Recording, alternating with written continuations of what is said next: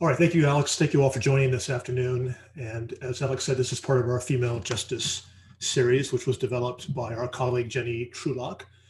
And the idea is to look at legal cases and issues involving women from the late 19th century up through the 1920s. So we're at the latter part of that period with this one. And as Alex said, it's a pretty remarkable story, and there's a lot to cover as we talk about May Otis Blackburn and her daughter, Ruth Wieland, and their very interesting religious organization. And just a little bit of context and background, there was a lot of change happening in religion in the first part of the 20th century. Evangelicals, Pentecostals especially, were becoming very prominent in the area. This is an image of the Bible Institute of Los Angeles, which was downtown for many years. It was a project of the founder of Union Oil Company, now Union 76 is the name we know. And it's just one of the more prominent examples. This is now Biola, the university in La Mirada, but just one of many new forms of religion coming into play during those years. And that could also get to the question of what defines a religion as opposed to a cult. So this is just another example from our collection. Brother Isaiah, the miracle man, a very interesting figure. A lot of controversy, including issues with young women in his flock. And maybe we should talk about him at some point through our blog or some other program. But the idea of separating out what defined a religion from a cult could often be very, very controversial as it remains to this day. Los Angeles was called the land of fruits and nuts, meaning that, yes, we raised oranges and walnuts and things like that, but we had interesting people, at least to those from other parts of the country, as if they didn't have those either.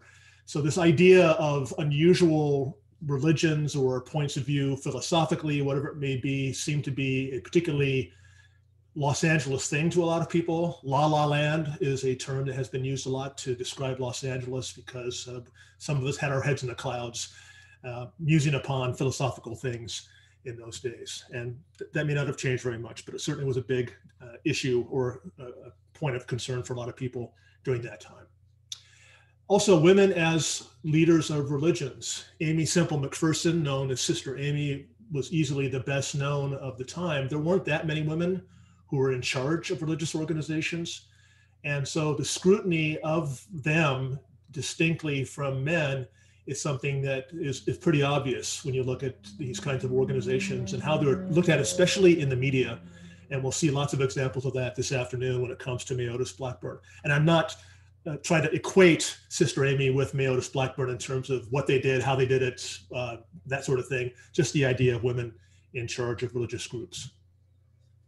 So we'll focus on May Otis Blackburn and her daughter, Ruth Wieland, and how they came to Los Angeles, how they got this divine order of the Royal Arms of the Great 11 going in the mid-1920s, and then how they got into some very serious legal issues at the end of that decade. If you see here at the bottom, the quotation or the caption for this photograph, May Otis Blackburn on the right here and her daughter on the left, they called themselves spiritual sisters.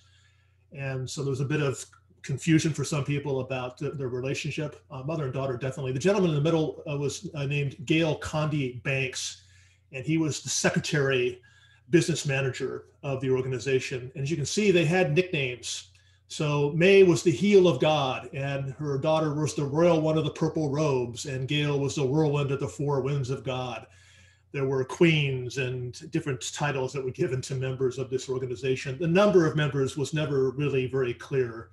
I suspect it was probably in the dozens, lower dozens maybe, but it really is hard to know from the sources that are out there, and it probably fluctuated quite a bit. Now, May Otis, her background is quite interesting, as it would be the case for a lot of people, but she was from Wisconsin. This is the 1870 census sheet showing her family. She was down here, number 7.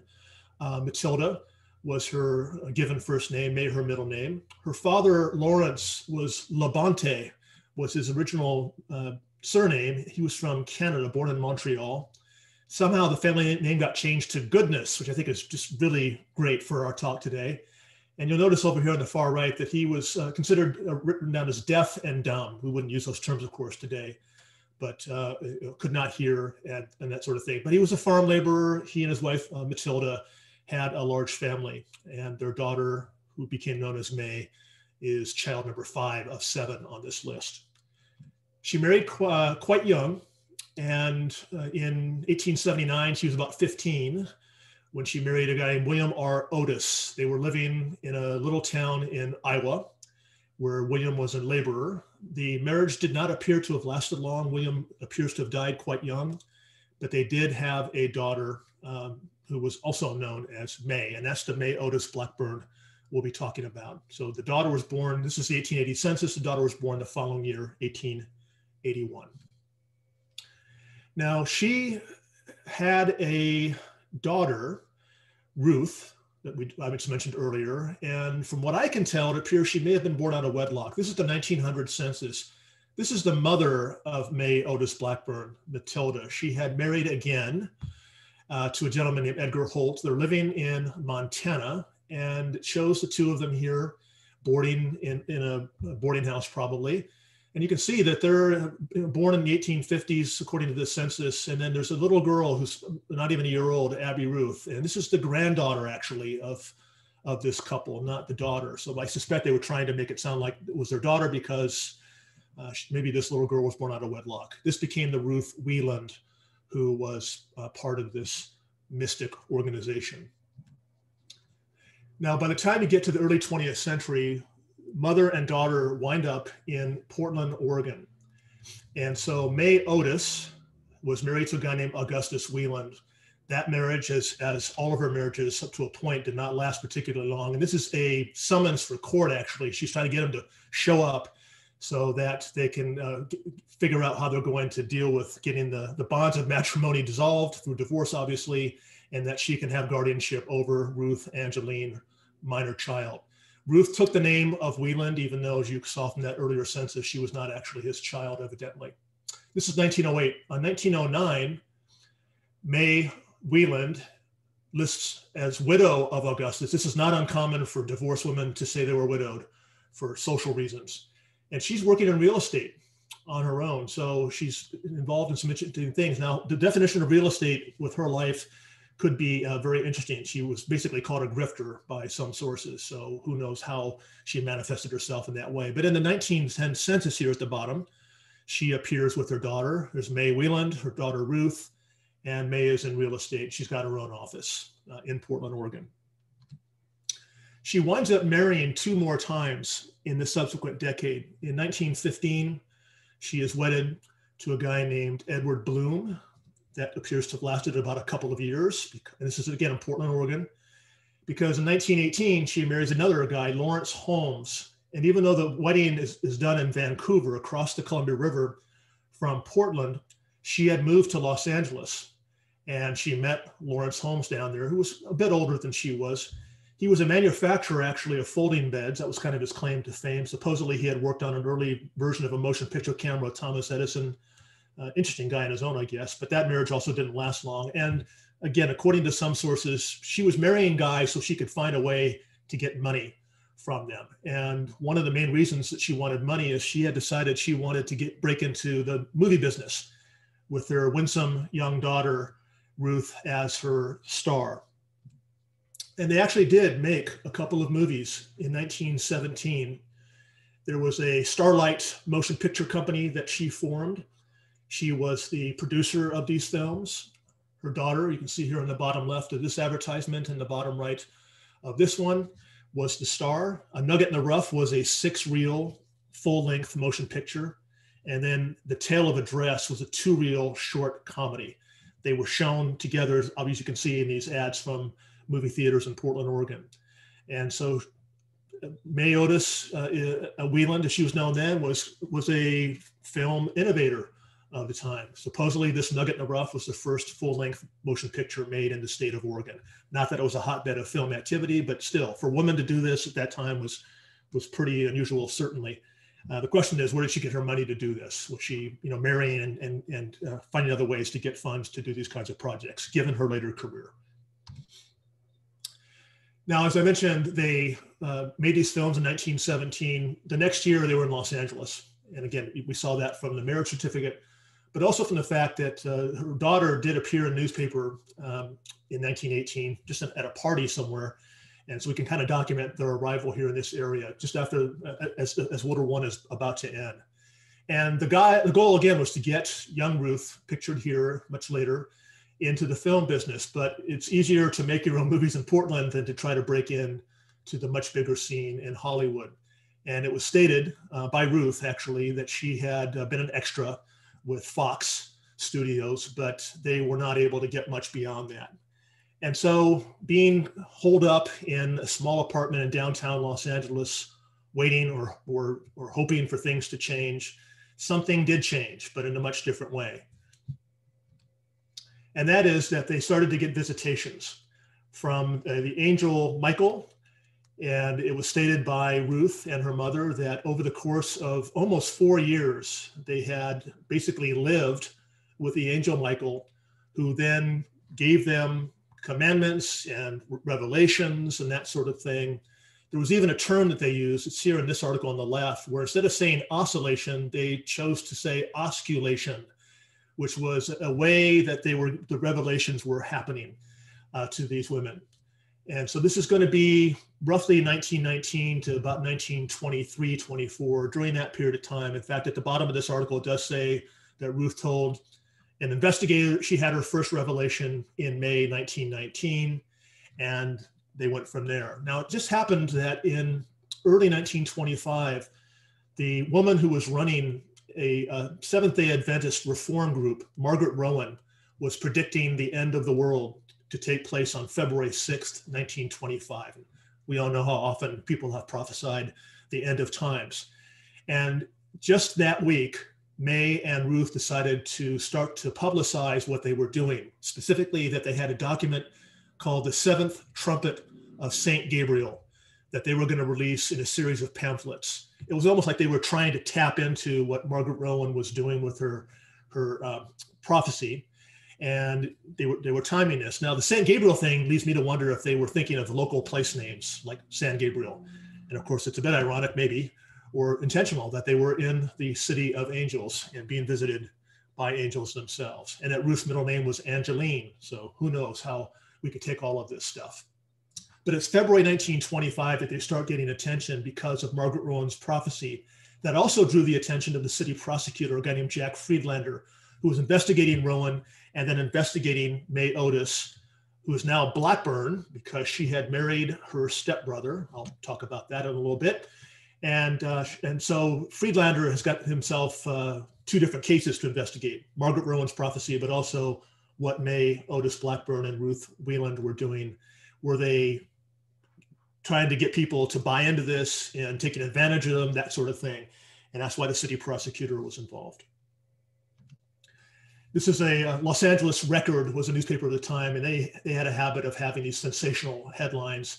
So here's about Friedlander's probing a doom cult because of Judgment Day coming and all that sort of thing. And you get a fair number of photographs of Ruth, especially, and her mother to a certain extent, but Ruth being younger and somewhat attractive woman to some minds, they were definitely going to put her out there as the face of this organization. And basically what happens is that the papers start to go visit. And at the time, May Otis Blackburn here at the center and Ruth here on the right were living on Wilshire Boulevard near Western Avenue in a 10-room house. And a Los Angeles Times reporter shows up in early 1925. And there had been one apparently the year before that had visited them too. And I'll just read you the first paragraph of this article just to give you an idea of how this is being treated. It's supposed to be a quote from Ruth. Yes, and the angel Gabriel used to come into the room. Now, it was Angel Michael and some other accounts, where May and I, she's referring to her mother by her first name, were, and after he dictated a while on the sixth seal and the seventh trumpet, and how we were to gain eternal life and a mine full of nuggets and jewels near Bakersfield. Who knew? He'd croon the tunes of Cleopatra, and I danced for him, and he made me custodian of all the Egyptian dances, on and on and on. And it's almost like they're having fun with this, that is the Times, mocking the strangeness, and it definitely was strange, of what these women were trying to propagate through their new organization. And so the idea was the 11 in the title of the group was to be the 11 women who would be the queens of the organization, and they would have their accompanying males, but this was really a female specific or centric organization. And as we'll talk about in a moment, they even had their own divine prophetess that they were going to promote as part of this. And so again, years of supposedly having these revelations from an angel and then starting to write this stuff down with the advice and consent and help of Gail Condi, who I mentioned before. It's a gentleman up here on the top left who's going to write a lot of this down. And it came across as a lot of gibberish to the media. In fact, in this other part of the article, the unnamed journalist says there's thousands of pages painstakingly printed by hand and containing the most astounding, bewildering hodgepodge of biblical and mythological references, cross-references, and statements that possibly have ever been gathered together. And so just one little quote from the first page: when you enter the Passover and go through the teeth into the eyes, time stands still, and there is no time. The eyes turn back when you get to the other side of the teeth. So I'll pause for a second. You can let that sink in. Maybe you'll figure out what that all means. The publisher of these documents, and there were going to be actually several, but there was the Sixth Seal as well as the Seven Trumpets of St. Gabriel. The publisher was Walter J. Blackburn, and he is the stepfather of May Otis. Her mother married him. I think it was her third marriage. And they had been in Portland, Oregon as well. They came down to Los Angeles to set up shop. And Walter wasn't a publisher, didn't have that background. It was really his stepdaughter's goal. Now, Walter had a son from a previous wife, try and stay with me here, unrelated to May Otis, and his name was Wade Blackburn. And so he was really kind of a step brother of May's, but the two of them married about 1924, just before all this attention came out the year after. So I'll try and refer to that and try and clear some of that up for you. On the right, by the way, is under the heading of the Magic Circle, a photograph of young Ruth. So she couldn't break into films here in Hollywood. So what she decided to do was to be an exotic dancer, wearing this outlandish costume, heavy makeup, showing off her dancer's body. And of course, she had been given through revelation the Egyptian dances and the dances of Cleopatra and Salome by the angel. Some have referred to this as exotic dancing, which could be taken different ways. But it's a strange mixture of entertainment, religion, and whatever else is going on, legal or not. Now, there was a Portland connection to this in the sense that people who had known May and her daughter in Oregon migrated down to Los Angeles. A family called Rhoads, William and his wife Martha, their birth daughter, Rowena, and their adopted daughter, Willa, came down to Los Angeles. This is the Portland 1920 census, where William is a lumberman. But within a year, maybe, they're down in Los Angeles and joining May and her daughter in their infancy with their new religion. Another person that migrated down, I mentioned before a couple of times, was Gale Banks. He was living in Portland in 1920. He was a teacher, a military school teacher, but he is going to join them in Los Angeles and become their secretary and business manager. Another key figure in all of this is a young guy, well, I don't know how young he was, but a gentleman named Clifford R. Dabney. Dabney's family, and this is some of them, uncles and aunts and cousins. I don't think he's in the photograph, but his uncle, I think this gentleman here on the bottom left, Joseph Dabney, was a pretty successful oil prospector. You can see that from how well dressed and prosperous these folks all look. The Dabney family had quite an oil empire in these years. And Clifford is part of this, and he is going to be a mark, if you want to use that term. So not unlike May's earlier husband, so like the Lawrence Holmes I mentioned earlier that she married, the guy who invented the folding bed, he was probably a way for her to get some money. And now we've got Clifford Dabney, who is going to buy into this whole project. He definitely wants to be part of this divine order. And he is going to transfer tens of thousands of dollars to May so that she can publish these very important tracts. And he claimed that she promised him access to all of those jewels and valuables hidden somewhere near Bakersfield up in Kern County. Now, just as this whole thing comes up with the end of times, and of course, February 6th, the sun rose and people went to work or whatever they did. The world did not end.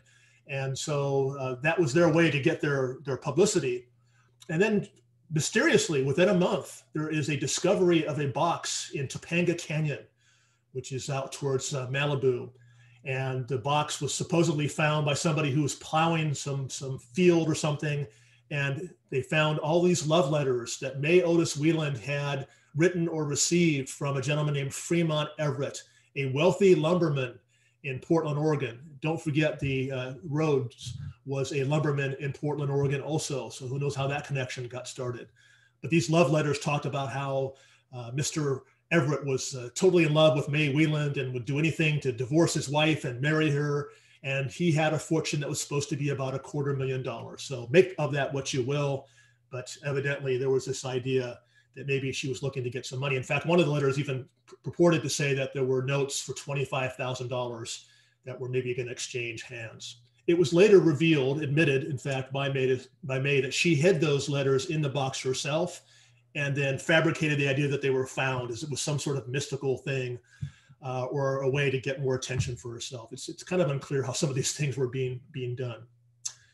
The Divine Order of the Royal Arms of the Great 11 actually incorporated just a month after that whole end of times thing happened. It said that it was largely a charitable organization and proposes to aid adults and children in distress, headquartered in Los Angeles. But after that, the group disappears for about 4 years. Nothing is found in the media at all about them until the fall of 1929.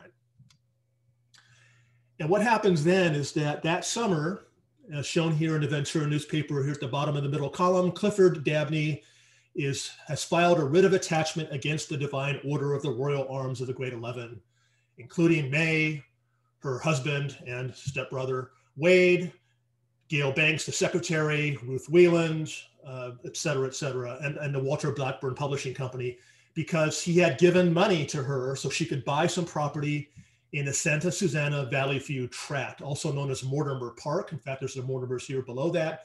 And this is in what is now Simi Valley. So on the edge of Ventura County, right across the county line from Los Angeles County.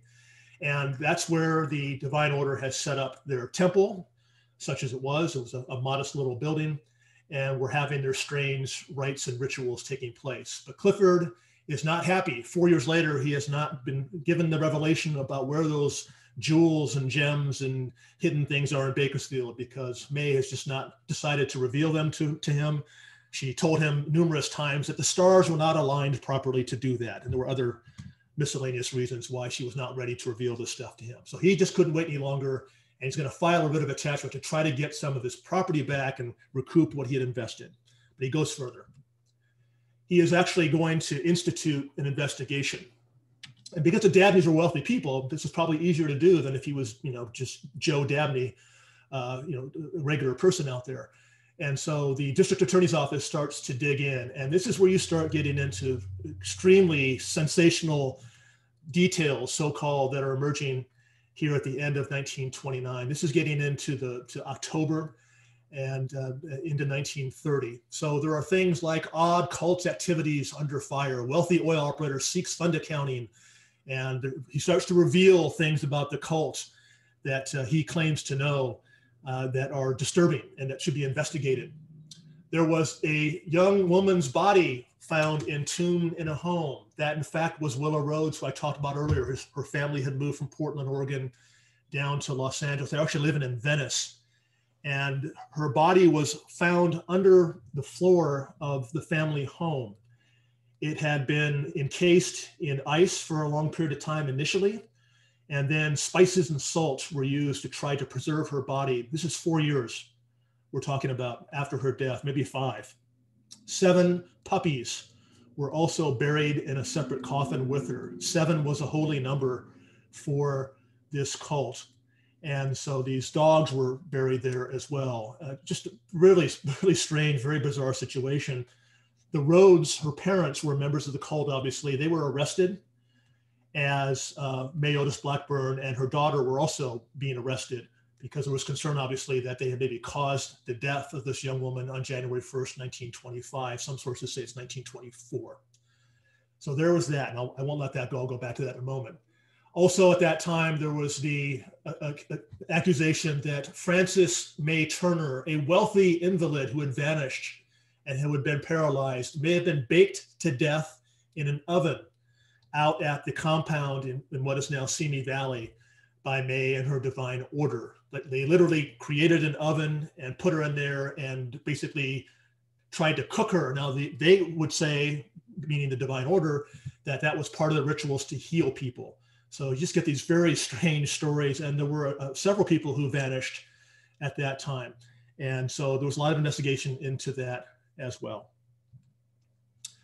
Here's a photograph from the Los Angeles Times of investigators bringing out this box in which young Willa Rhoads, who was about 15 when she died, was encased and buried under their house. Now, remember, her father, her adopted father, was a lumberman.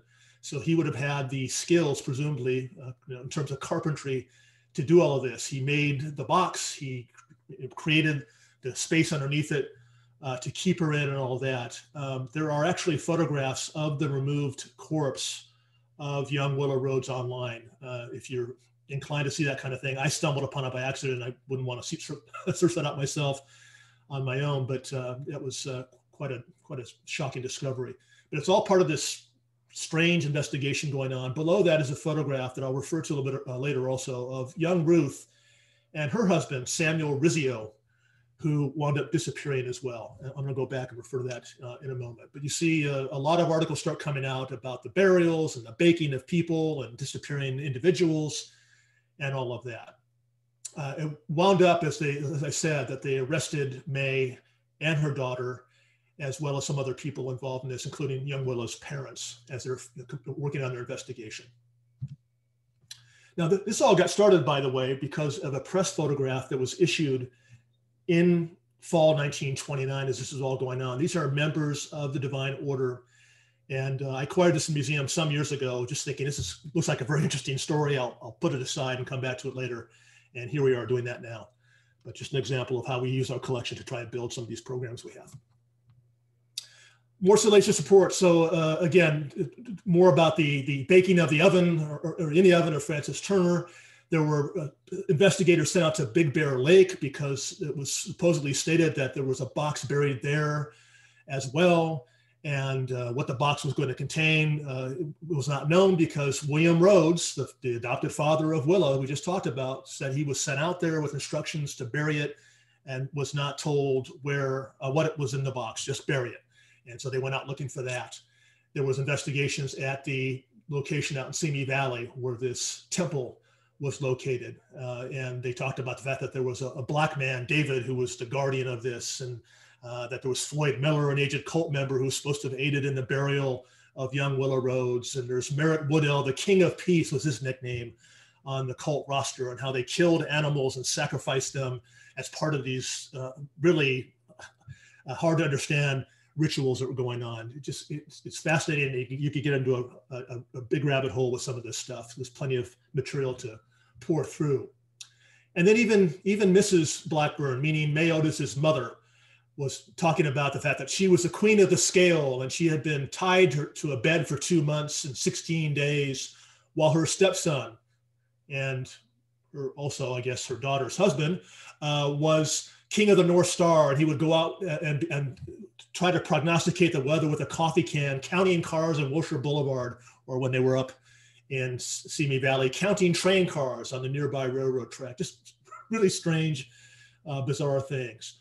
But again, the media is fixated on this stuff because it's first of all, it's probably going to sell papers, but also it's just going to expose these weird things about the cult. But it comes to the question of what is the actual crime being committed? Sometimes they have some possibilities. There was talk about a cold storage plant to have other dead members' bodies kept for resurrection, because that's why Willa Rhoads had been hidden under the house in Venice. She was the high priestess, and May was going to eventually oversee her being resurrected and brought back to life. And of course, none of that ever happened. But there were also accusations that they had been buying poison, perhaps, to actually kill members so they could work on resurrection.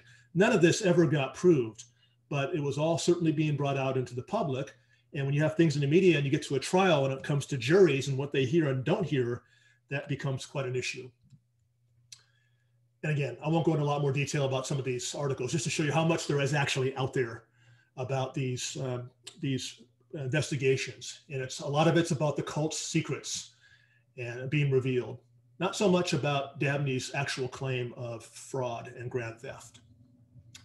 As for poor young Samuel, who was 21 when he married 18-year-old Ruth back in 1924 in Santa Ana, this is another screaming headline. They found his body buried out in a lonely grave in San Bernardino County. So it was basically announced that they had found his body.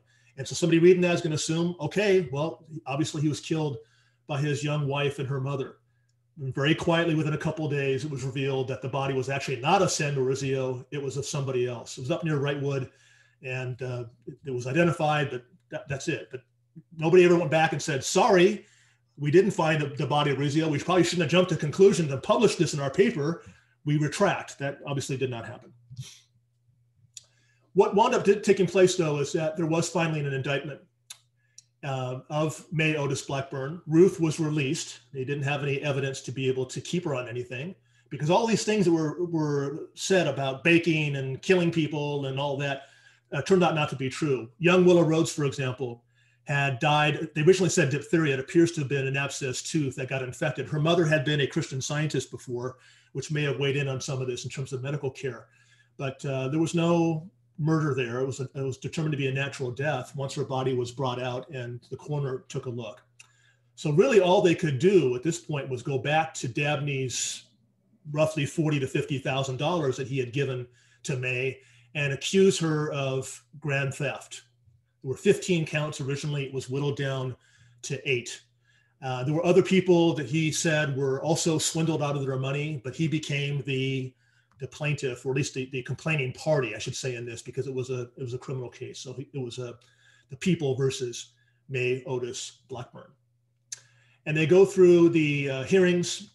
Late 1929, they do have a trial in the first part of 1930. Dabney himself is called to testify by the defense. And what they really wound up trying to do is make him look like he is as wacky as anybody else would be who's involved in this organization. He was asked questions, for example, in this middle article here in the bottom, Dabney was asked by the defense attorney, didn't you tell a group of members that you had a vision in which God called you Dab, a little nickname, and you thought it was time for you to take your rightful place as the Christ, and that you could feel nail holes in your palms?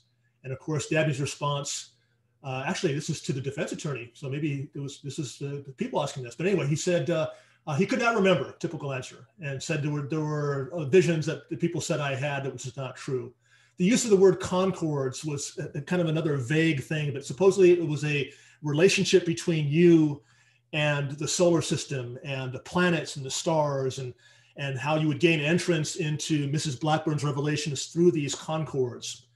And so the point of a lot of this testimony, I guess whether it was the prosecution or the defense, was to try to get to some idea of why Dabney was so deeply involved in this. It was asserted he was once president of the organization and then cooperated with her to get money from other people for her purposes of spreading the word about her revelations and whatever else was going on within this organization.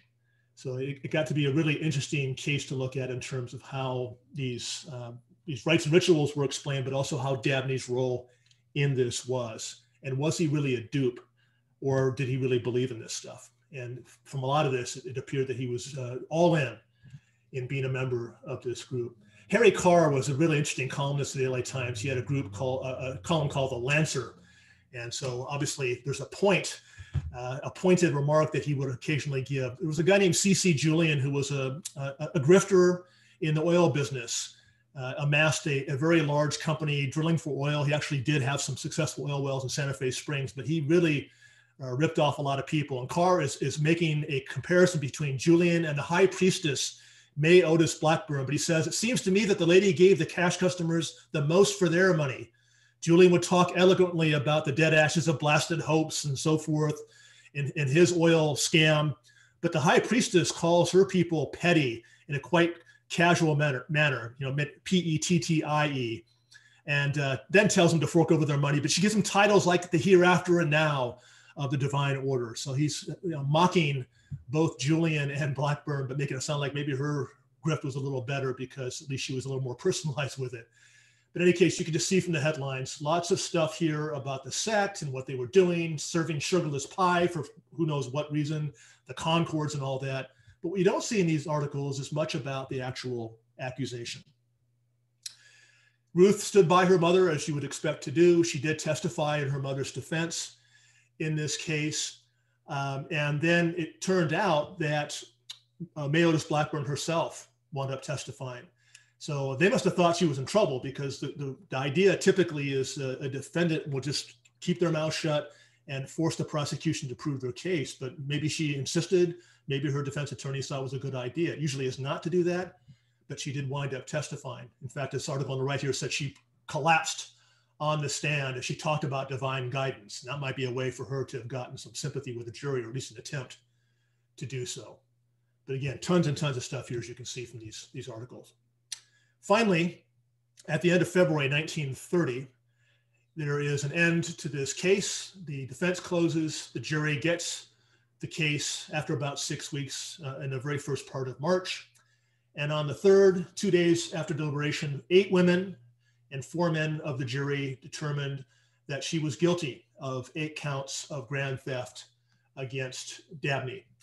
And her daughter, who had been at her side, became hysterical as the verdict was read. She ran to her mother and threw her arms around her and sobbed. Well, May stayed relatively calm with this. Testimony of thousands of pages of transcript and 1 million words. And I wonder if the case file still exists. Sometimes those things don't last very long. It'd be great to find out if those things are still out there or not. Were generated as part of this case. But she has been found guilty. So her sentence was delayed a little bit, came in the middle of March 1930, was 1 to 10 years. They had those kind of open-ended sentences for a lot of cases. Now, there were 8 counts, but what the judge allowed to do was to run those concurrently, meaning it would be 1 term of a year to 10. And the year to 10 basically was to see how they behaved in prison and that sort of thing. If they did well and were upstanding citizens in prison, then they would get out earlier on parole and that sort of thing. But she is going to go to San Quentin for this. Pending, however, an appeal. Now, she was jailed for a year while this was all going on. And so she remained in county jail.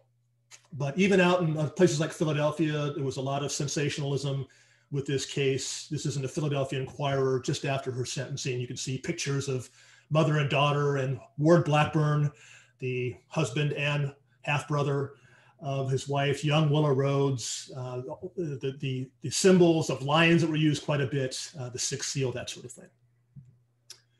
This is the LA County Jail in the 1930 census, and May Blackburn is number 36 down here. She's cooling her heels, waiting for her appeal process to go on. In the meantime, over in Glendale, Burbank, her mother and her stepfather, who was the purported publisher, had the publishing company, but he was renting a house at $50 a month. Their son and May's husband, Ward, and May's daughter, Ruth, are all living together, trying to figure out what they're going to do while things are happening in the court system. Dabney did wind up getting some of his money back. He was able to get some of the oil royalty interests in Huntington Beach oil property that he had handed over to May back in 1931. They wound up auctioning a lot of the furniture and a golden throne that was worth $6,000, a huge amount of money, by the way, back then. So maybe some of Dabney's money went to the golden throne. And in the meantime, finally, some news starts to come out. May gets a hearing before the state appellate court. And what they decided was that because certain evidence had been improperly admitted at her trial, and that evidence, part of it had to do with the so-called ice burial of young Willa Rhoads. The whole point of this was she was being tried for grand theft. Why are they bringing in stuff that was unrelated to that? Whatever happened to Willa Rhoads, it was determined to be a natural death. Whether it was strange or not that they went through the process of trying to prepare her body for resurrection, what did that have to do with the theft issue?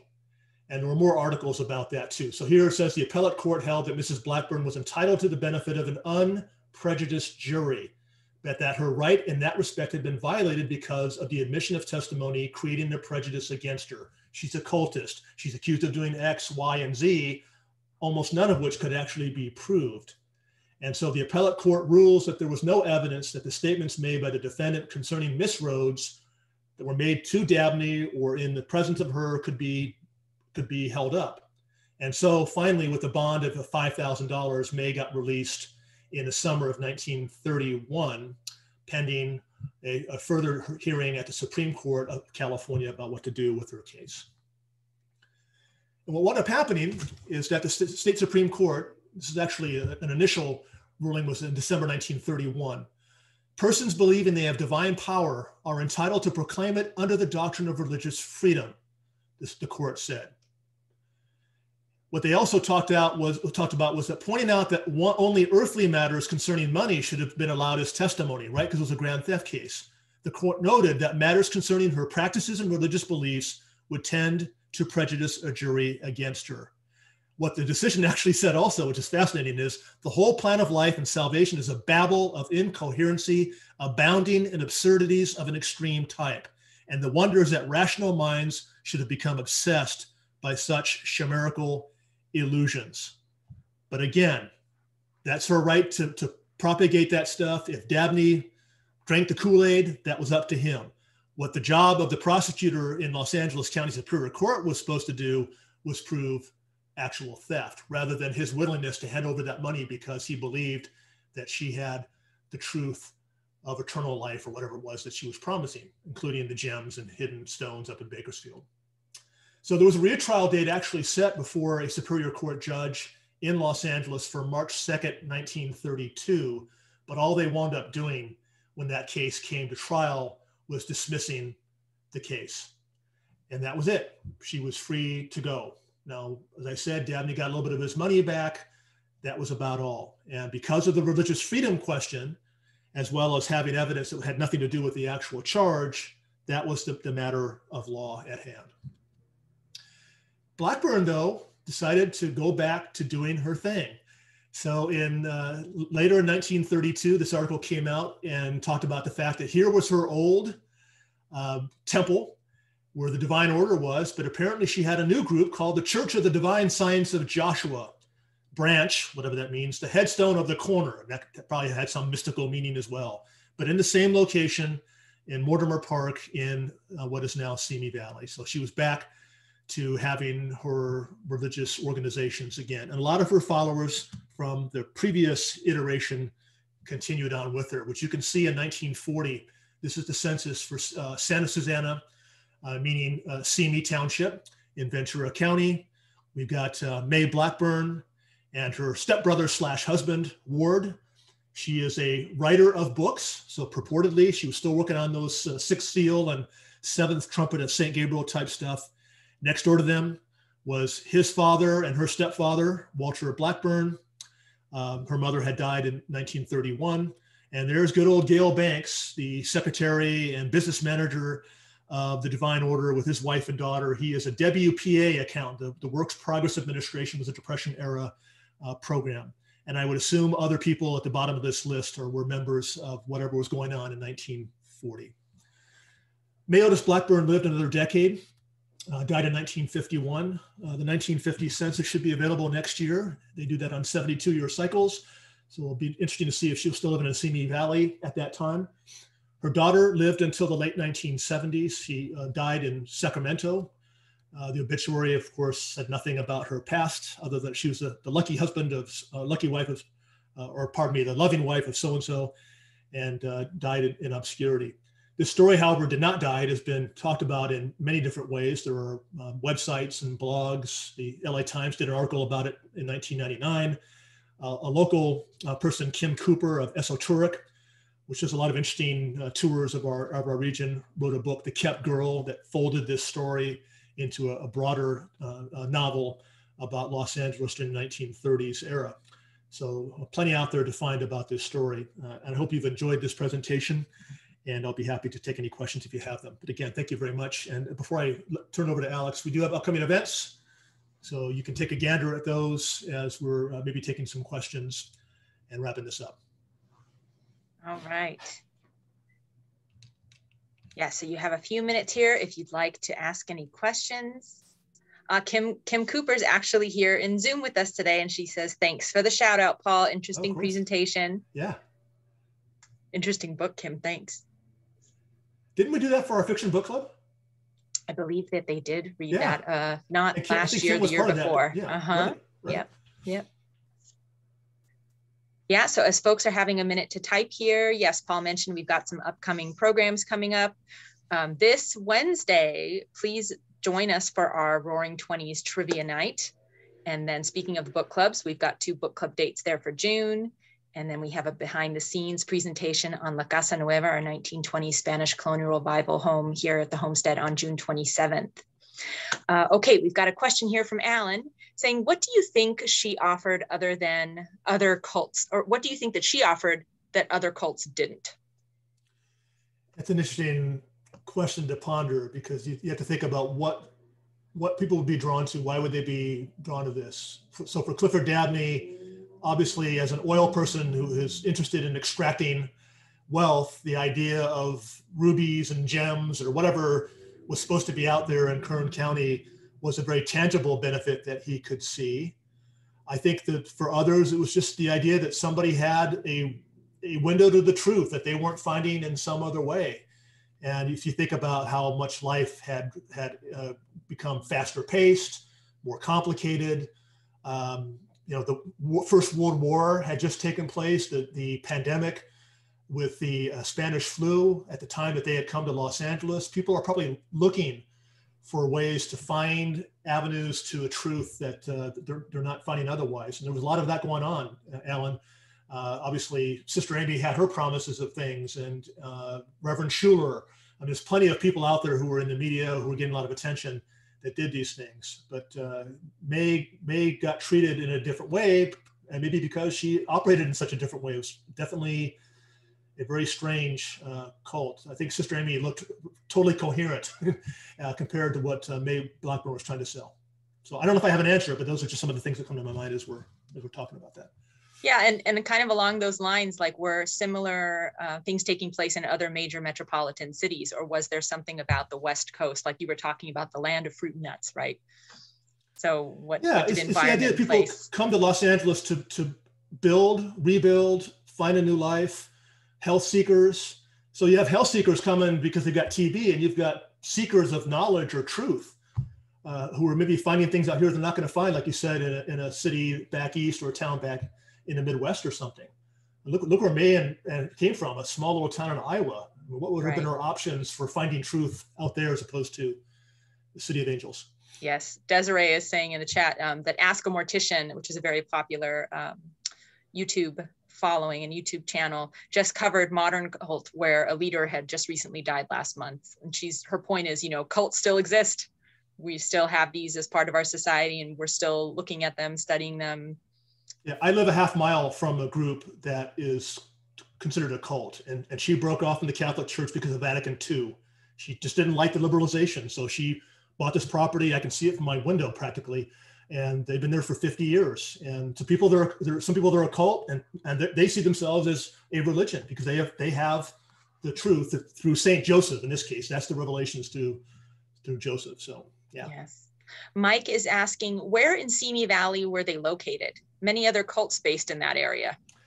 Yeah, and that's part of the thing is, like I live in a canyon, and a lot of canyons have these people who like to find either a natural environment or a way to maybe hide from doing what they do. And Simi was not a developed place like it is now, obviously. So just below the 118, literally as you're just coming over the hill, a little bit west of the Reagan Presidential Library. It's called Mortimer Park. You can there's some street names that are identified with Mortimer Park that you can see on the maps there. So it's at the kind of the east end of Simi Valley is what I saw from looking into that. Joyce is asking, did people go to jail for the possible murder of people?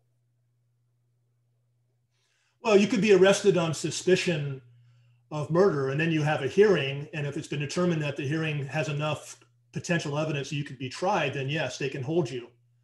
But you've got to have an evidentiary hearing first, and then they can determine whether they're going to hold you and then charge you. So that was the concern about Willa Rhoads was she sacrificed, i.e. murdered, for the purposes of the cult, and that's why they were, holding May. But there was also the accusations from Dabney going on. So it's a little unclear how much of that was they were just trying to find ways to keep her in lockup while they were investigating her case. But once they had the hearing, it really turned into the grand theft thing, because obviously the coroner found out that young Willa had died of, again, a tooth abscess or something like that. Yeah, and Desiree's also saying, funny how Simi Valley was far away, right? And, like they never found the Vasquez's hideaway, right? I think she's talking about Ruicio Vasquez. Well, yeah, right, Santa Clarita, Simi Valley, where I live, they're all roughly 35 to 40 miles from LA. So in those days, that was a long car ride from town. And you could do things more secretively, including bootlegging liquor in the 20s at that time, and all these different places. So they were pretty remote. Alan's got another question. He says, this group was decades ahead of others trying to preserve by the use of cryogenetically, I can never say that word. Yeah, cryogenically. Thank you. Frozen people to be properly prepared for resurrection. So he's saying way ahead of the curve there. Well, they're ahead of the curve in that sense, but they're behind the curve. And the Egyptians certainly did a lot better job of preserving their bodies. Because again, they were kind of dabbling in these different mystical things. And so I made reference to Egyptian dances and Cleopatra. I just wonder if they tried to do something they thought was somewhat similar to preserving bodies in that way, and burying puppies. I mean, that's what they did, obviously, in religions throughout the world. You bury these objects and things to help get people to their next life. And yeah, that Times article was great. Alan says the use of ice. Yeah, purportedly for several months, or maybe up to a year. I've forgotten how long, but they basically kept her on ice for a long period of time, and then that wasn't working anymore. So they just constructed this box, threw some salt and spices in there, and I don't think they had any Egyptians who were members of the cult. All right, we'll give folks another minute or two here. Kim says, the photos of Willa Rhoads' corpse are shocking, but she is remarkably well preserved. Yeah, it really is. And so maybe the salt and spices did it, or the way that the container was constructed. I think if you saw the photos from the newspaper, it was chained up, and it looks like it was very, I guess, well constructed for the purpose. But yeah. Okay. See if folks have any other questions. If not, I think that's it. Thank you so much, Paul, for guiding us on this journey, making sure we understood the family connection, who married who, when. Desiree saying, love these seminars. We had similar comments on Facebook. We hope to be able to continue offering these female justice programs. There's so many interesting stories to explore, and many of these stories that have direct connections to our lives today, still to the things that we're still debating, talking about, things that we see represented in the media. Yeah, and next one is August, I believe, right? I have that right in front of me. Let's take a quick look. Yes, we're looking at the next date of being August 22nd. So, all right, on that note, thank you everybody so much. When will this be available to view again? Joyce, we will have the recording up, if not tonight, then tomorrow by mid-morning. Lots of thank yous, lots of folks saying they love this series. So yes, we'll keep them coming as long as we can, folks. Awesome. Okay, thanks everybody. Take care.